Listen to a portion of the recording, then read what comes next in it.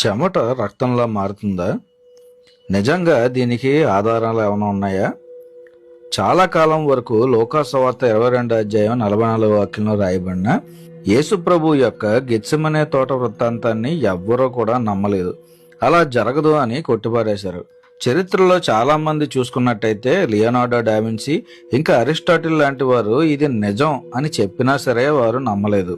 కానీ 1895 సంవత్సరంలో హంగరీ దేశానికి చెందిన మార్టిస్ కపోసి అనే శాస్త్రవేత్త ఉరి శిక్ష పడిన ఖైదీలను పరీక్షించి మనిషి భయంకరమైన స్ట్రెస్లో ఉన్నప్పుడు లేదా విపరీతమైన బాధలో ఉన్నప్పుడు చర్మం కింద ఉండే బ్లడ్ వెజల్స్ పగిలి స్వెట్ పోర్స్ లో బ్లడ్ కలిసి రక్తం చెమటలో కలిసిపోయి వస్తుంది, దానిని హెమటోహైడ్రోసిస్ అంటారు అని చెప్పారు.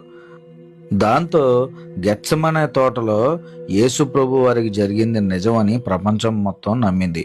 ఇప్పుడు అర్థమైందా నీకోసం నా కోసం ప్రభువు ఎంత వేదన పడ్డారో?